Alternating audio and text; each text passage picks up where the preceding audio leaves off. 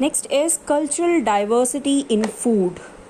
So, what type of food we eat largely depends upon where we live. सो हम किस तरीके का खाना खाते हैं, क्या हमारी लाइकिंग्स हैं, क्या अवेलेबिलिटी है फूड की, डिपेंड करता है कि आप कौन से एरिया में रहते हो. So different places have different foods. अलग अलग एरियाज़ में अलग अलग तरह के जो है जो खाना है वो मिलता है. The food eaten in north India is different in many ways from the food eaten in south India. जो नॉर्थ इंडिया में हम जो लोग खाना खाते हैं साउथ इंडियन पीपल से वो डिफरेंट है. This difference is due to many reasons. अब ये डिफरेंस क्यों है? The environment we live in. The place where we live affects our food habits in many ways. For example, people who live near the sea, coastal areas in South India eat more fish than the people living in North India, where crops are grown on a large scale. In cold regions where farming is not possible, people eat more meat products. So बेटा environment पे भी depend करता है. Like जो south Indian लोग हैं वो coastal areas में रहते हैं, समुद्री इलाके में रहते हैं, तो वो फ़िश ज़्यादा कंज्यूम करते हैं क्योंकि फ़िश वहाँ ईजिली अवेलेबल हो जाता है. लेकिन हम नॉर्थ इंडिया में क्योंकि फसलें ज़्यादा उगाई जाती हैं, फ़िश जो है इतनी ईजिली अवेलेबल नहीं होती है, इतनी अबंडेंटली वो अवेलेबल नहीं होती है, तो हमारा जो खाना है वो फ्रूट्स, वेजिटेबल्स, ग्रेन्स इन पे ज़्यादा डिपेंडेंट होता है. एंड सिमिलरली पहाड़ों में लोग खेती बाड़ी कम कर पाते हैं क्योंकि वहाँ पर हार्डशिप ज़्यादा होती है, वहाँ पे इन्वायरमेंट थोड़ा डिफरेंट, थोड़ा डिफ़िकल्ट होता है, तो वो भी मीट प्रोडक्ट्स पे ज़्यादा डिपेंडेंट है. Next is different traditions. With the change in times, we get all kinds of food almost everywhere. However, people still prefer to eat the food that their parents and grandparents have been eating for many years. This is why people in the southern parts of India prefer to eat idli, dosa and rice, and people in the northern part prefer to eat roti. So next is different traditions. अब जो different traditions है जो इतने सालों से हम follow करते आ रहे हैं, लोग आज भी उन्हीं पर चलना ज़्यादा पसंद करते हैं. अगर मान लो हमारे जो बड़े बुज़ुर्ग थे साउथ इंडिया में, जो लोग हैं उनके बड़े बुज़ुर्ग इडली, डोसा, वड़ा इन सब चीज़ों को खाते थे, तो जो आने वाली जनरेशन है वो भी यही चीज़ें प्रेफर करती हैं.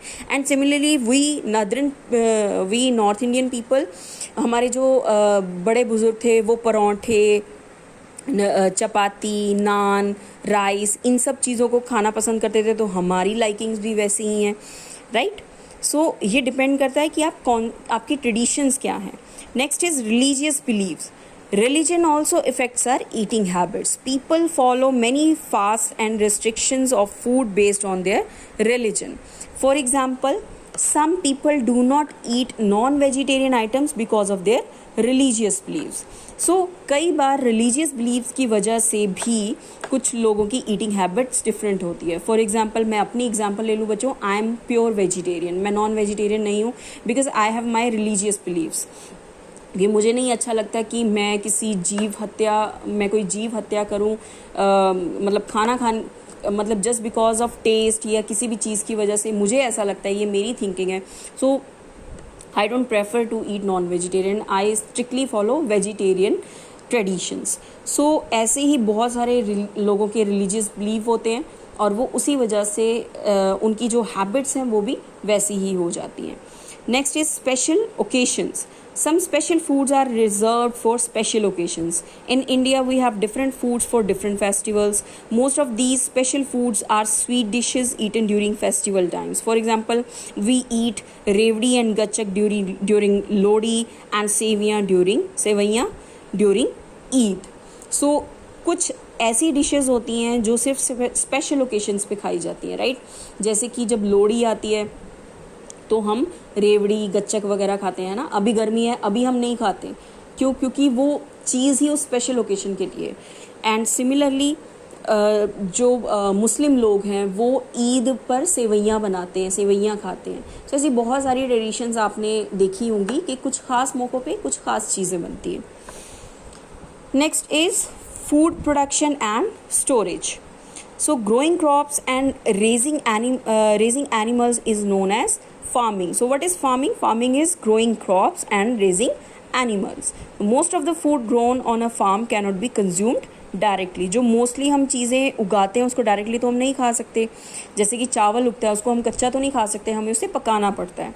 सो it has to be processed before it can be cooked and consume. तो पहले उसकी प्रोसेसिंग की जाती है, उसको खाने लायक बनाया जाता है। The processing of food is done in mills and factories. Plants and grains from farms are taken to factories और मिल्स। सो जो प्लांट्स और ग्रेन्स, अनाज वगैरह जो हम उगाते हैं वो मिल्स में, फैक्ट्रीज में लेकर जाया जाता है। Here they are clean, packed and sold in the market. फिर यहीं पर उनकी सफाई की जाती है, उनकी पैकिंग की जाती है और फिर मार्केट में उनको बेचा जाता है। Food also requires proper packing and storage. अब खाने को प्रॉपर पैक भी करना ज़रूरी है और उसकी स्टोरेज भी ज़रूरी है। Some kinds of food are more perishable than others. For example, vegetables, fruits and meat spoil very quickly. अब कुछ ऐसी चीज़ें जिनको संभाल के रखना ज़्यादा ज़रूरी होता है, जैसे कि फ्रूट्स हैं, मीट है या वेजिटेबल है, क्योंकि बहुत जल्दी ख़राब हो जाता है, right. So these foods require cold storage either in shops और स्पेशलाइज्ड फैक्ट्रीज.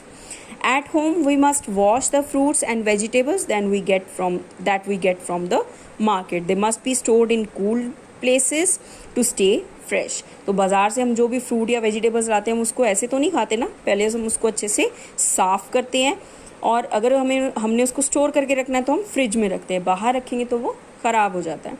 तो फूड कैन बी कुक्ड और served raw depending on what kind of food it is. तो कुछ चीज़ों को हम कच्चा भी खा सकते हैं और कुछ को हमें पका के खाना पड़ता है.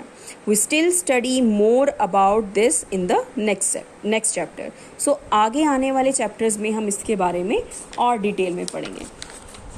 सो with this we have finished the chapter food. You are to study this chapter in detail और नेक्स्ट सेशन में हम इसके क्वेश्चन आंसर्स करेंगे. ओके बच्चों, हैव अ नाइस डे.